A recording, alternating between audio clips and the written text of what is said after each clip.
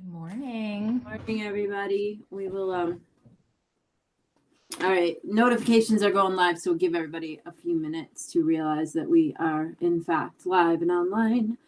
Welcome to the Monday morning early edition of the Coffee Chat Show. This morning, we're going to cover the law of attraction in Jack Canfield's Success Principles book. All right, we got notifications just went out. I heard them on my phone.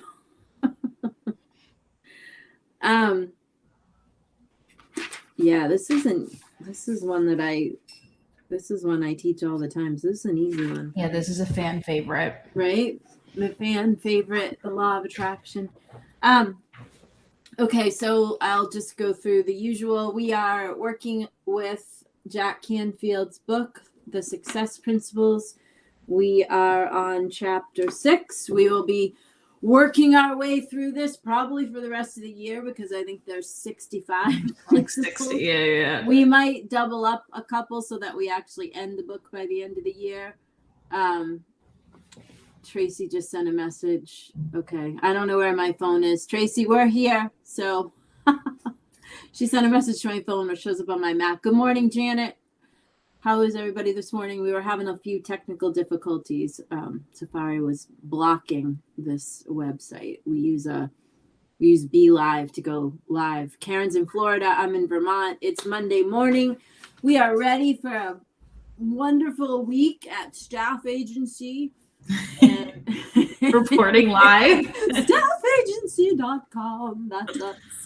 All right. So we are coming to you live with the Coffee Chat Show. Okay, it looks like we've got people watching. We were waiting for everybody to get their notifications. So we are working with Jack Canfield's book, The Success Principles.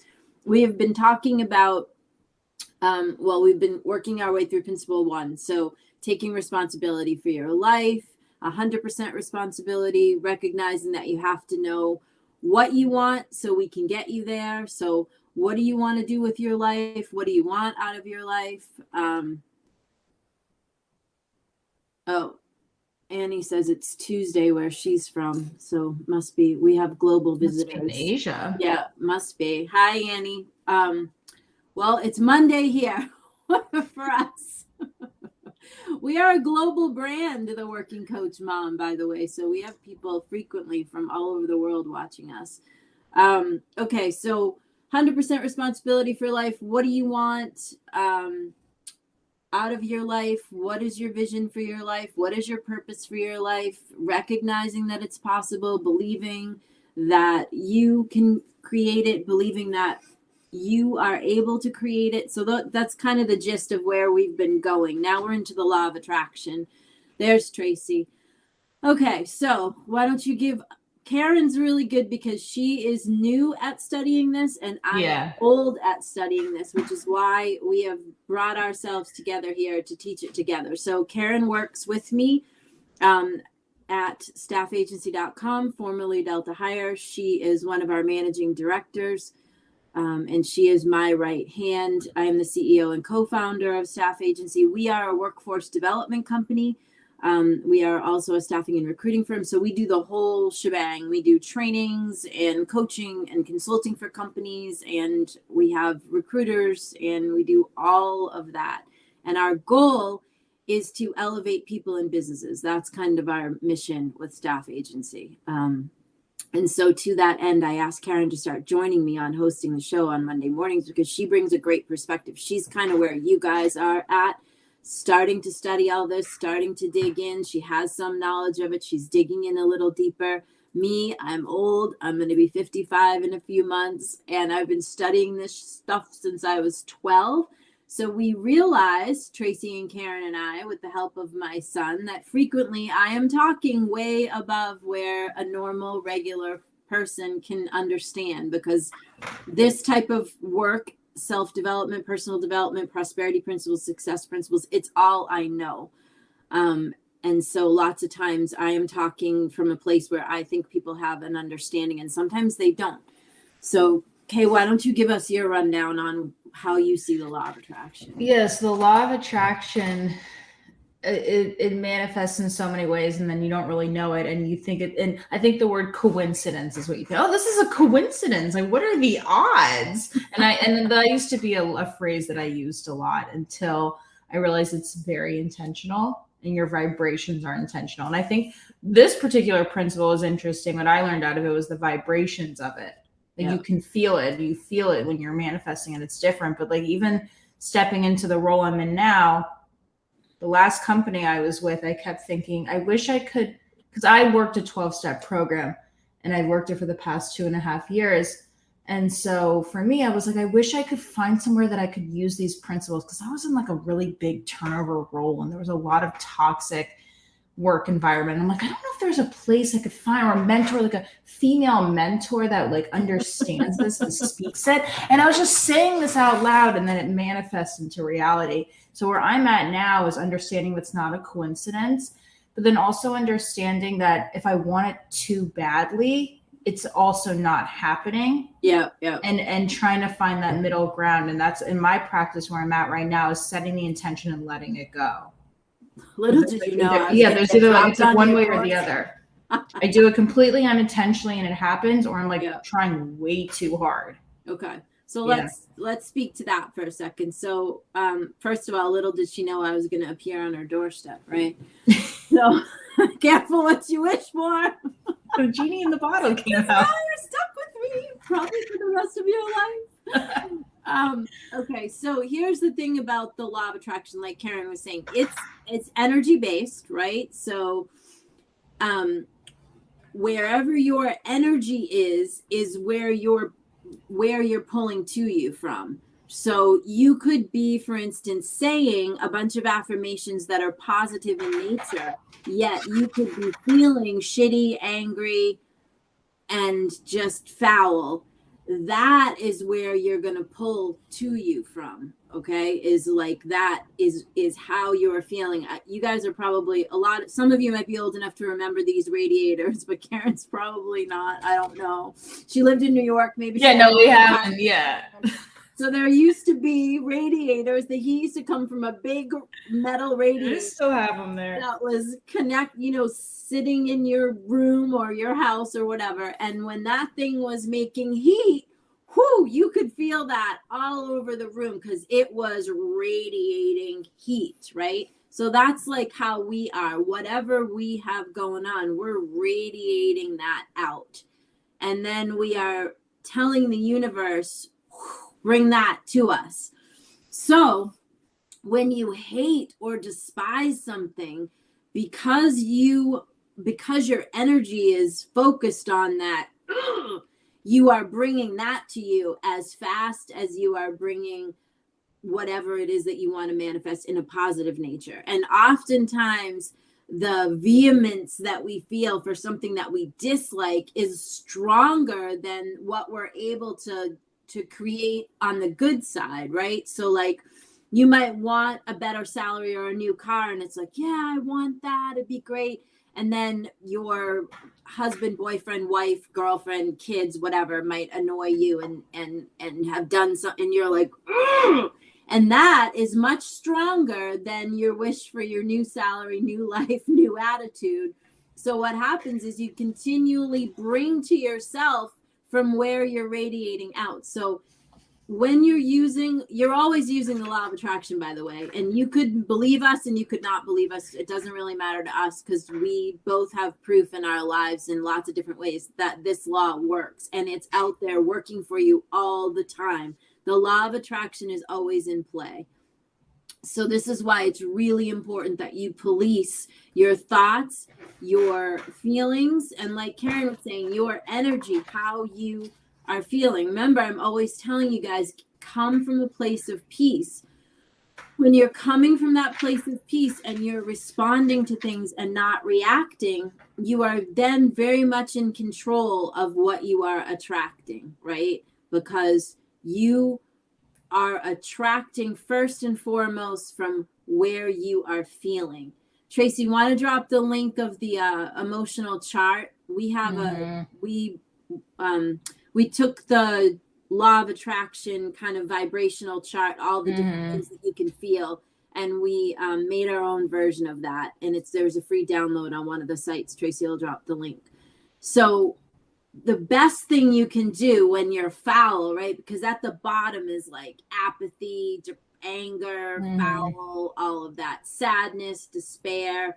And then at the top is, euphoric joy.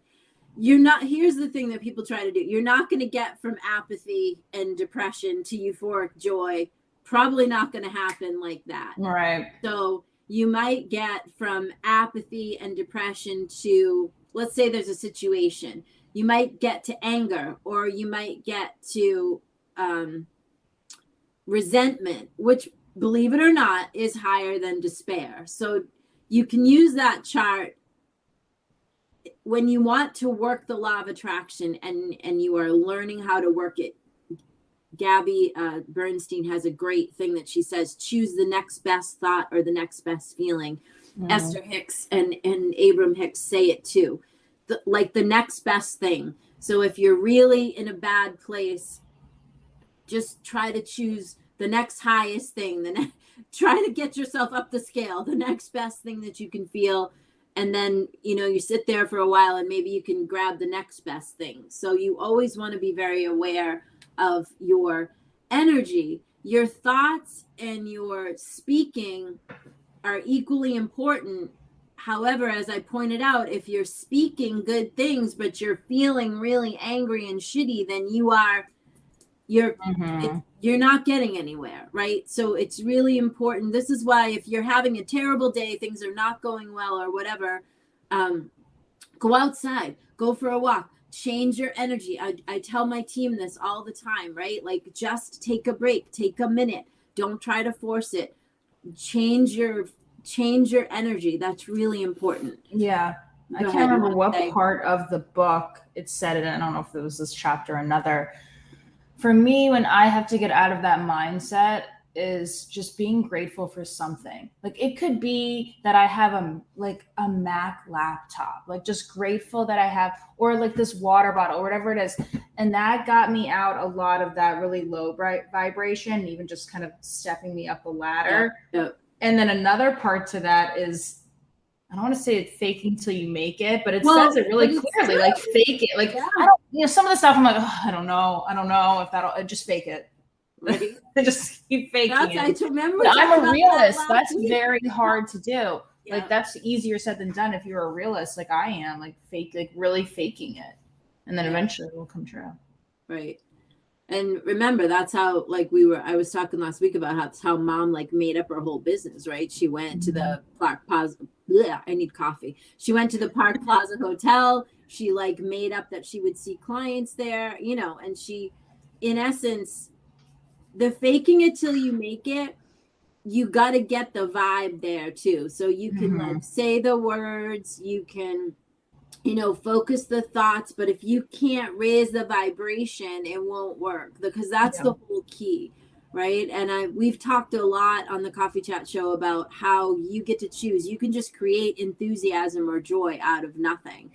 I will tell you, an ice cold shower for a minute in the morning after you're done showering will knock you into a whole new attitude real quick. Yes, some people are doing that now too. Yeah, my Antonio's doing it. He made himself a challenge because he's trying to raise, to the next level of his business, and he invited me to do it with him. And this morning I thought about it, but I was like, yeah, I'm just not there yet. He does the whole shower really cold. No, he does a 2-minute cold shower. The way I've done it in the past is finish my shower, wash my hair and everything, and then turn the water ice cold for 60 seconds. So yeah, I think I could probably get myself there. I don't know, at 55, I'm not sure I want to stand in a 2-minute. The only reason I do it is because your hair is shinier afterwards. Yeah, well, it knocks. But it helps with everything. Yeah, no, I mean, it knocks you into a different reality for sure, because it's so insulting and shocking to your system. You're like, but the faking it till you make it is important. If you can get your vibe there, if you can get your vibe there, and so Abram Hicks and Esther Hicks, they talk a lot about feeling into, so you have goals, you have aspirations for how you want your life to be, or how you want your day to be even, or whatever. and you feel into what that would be like. And so Karen's point about appreciation and gratitude, Esther Hicks calls it a gratitude rampage. For those of you that aren't familiar with the Esther Hicks, Abram Hicks, Law of Attraction, Gabby Bernstein, Wayne Dyer, they all do a great job at different ways of explaining and digging into the Law of Attraction. Jack Canfield actually has another book. I think it's called The Keys to Success or something like that. And he walks you through, like a step-by-step how to really dig into the Law of Attraction part. That gratitude appreciation rampage is a great way to knock yourself into another level as well. And that can be stuff like, I appreciate the person that built this house. I appreciate, the person that built this apartment building. I appreciate the people that laid the tile. Like you can start from anywhere. Yeah. I appreciate the people that bring the packages. I appreciate Amazon because they offer a platform where you can buy things, et cetera, et cetera. So my husband is adding commentary here, just so you guys don't think it's just some random dude. Every week. I think it's important too of studying the Law of Attraction as well. So when you were saying it's really important too, like the way that you phrase it and the note cards that you had me start doing. Yep. Don't say I don't want this. Right. You have to say what you want. Like the don't want, even the little stuff like that. Right. Is a big thing. And they say that too. And when you blame, the chapter says it, when you blame, you find fault, you judge someone, or you're focusing on negative experience, that will also attract. So be super careful on what you say. Yeah. And that's that whole thing about what you don't want. So it's anything that you direct your energy to. So when you are vehemently saying, I don't want X, it's like saying, bring X right to my door. I don't want debt. Yeah. It's like saying, bring me debt. Yeah. So, and that really works because when I was younger, I used to make I would meet people that would work out and they were so careful with their food and they always were drinking water and they were ordering. They're like your son. Have this on the side and this and that.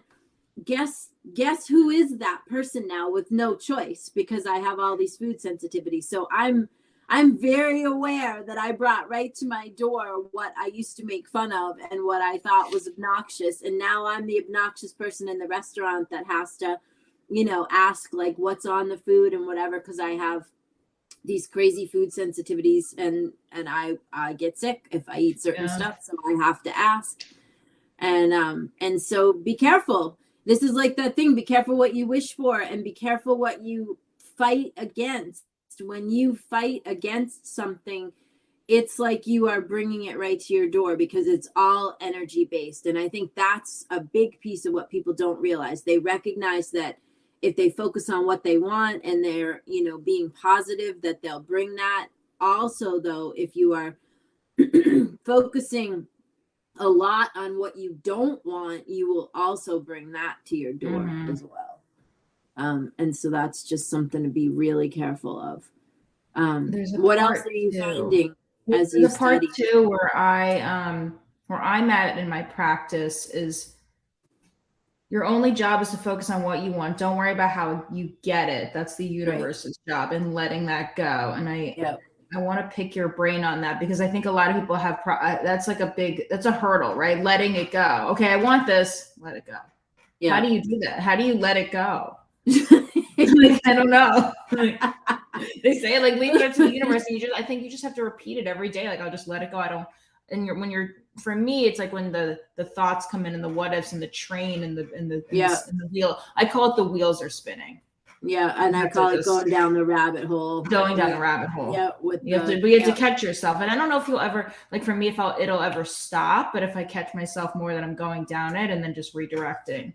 Yeah, it doesn't stop. I mean, This is 42 years worth of practice for me right here from 12 to 55. It doesn't stop. No. What it does do, it gets easier to catch yourself. So one of the things I'm doing now, because, I'm trying to bring us to the next level, right? So I'm really taking seriously the fact that I'm holding the vision for our company to go to the next level. So I'm shoring up my own practice. So I made a vision statement, and I'm in a vision board, which I put into a book. So it's like we call it, my mother used to call it the image book. So it's like a vision board, but it's in a like those old sticky page books where where you used to put your photos. So I'm doing that every morning and every night, and I'm bookending my days with that. So then in the middle of the day, when it seems like there's something that isn't the way that I want it to be, or I am like, how will we figure this out? I just am like, I just need to give it up. I just need to let it go. It'll show up. It always does show up, by the way. So I'm the girl that actually holds the evidence. I hold decades worth of evidence that these laws work, which is why I teach them, because my rubber did meet the road, has met the road several times. We are now in that place again where the rubber's meeting the road for me, because every time I level up, I get put in a position where things just seem really like, and I'm, so it works. You have to work it. Like Karen said, she worked a 12-step program, right? When I was younger, I grew up with alcoholics. I went to CODA. So I worked 12 That's steps. what I do. Yeah. From the codependency stuff, which is where you go when you come from a family of crazy people. So God bless them, but they're crazy.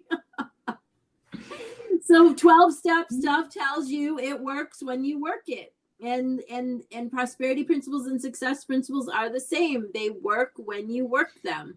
And we are actually trying to teach this to our team as well. We're, suggesting, me, I'm always suggesting affirmations. I'm suggesting that they change their attitude. And, I practice what I preach. I have affirmation cards on my desk down here. I have a big stack upstairs.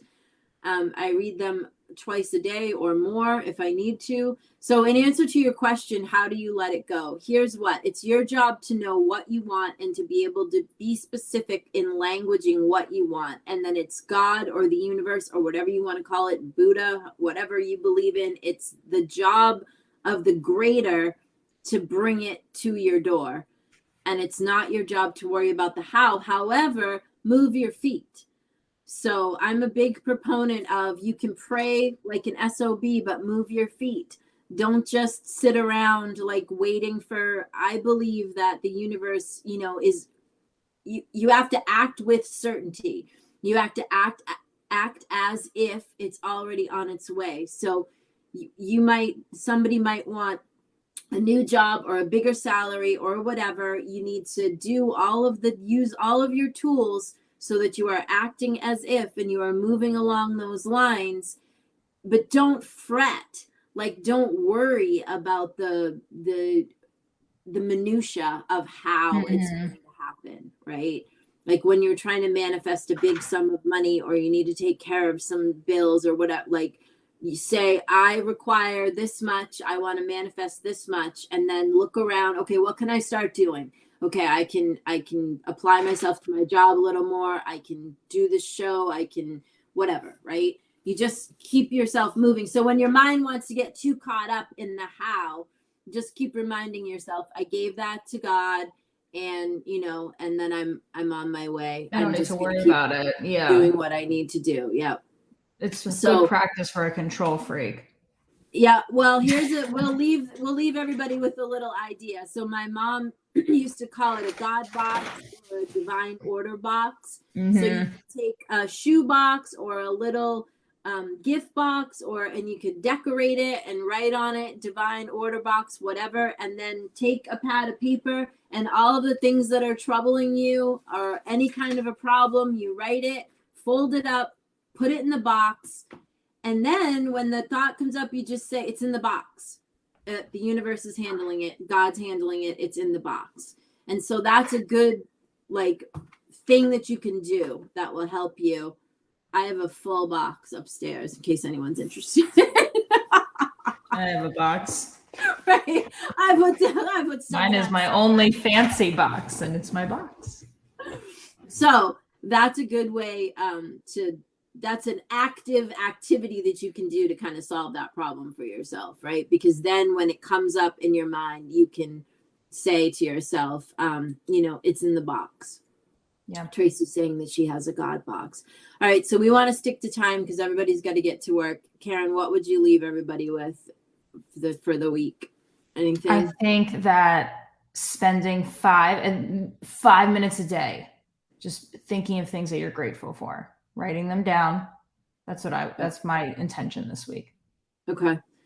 And for me, I have some big things I'm trying to manifest. So I'm going to remember to it's up to God for me, it's God. So I'm just going to remember that it's up to God how it comes. And I'm just going to keep moving my feet. And so we recommend that you all do the same and remember that it matters where your energy is focused. So it matters. It matters how you feel.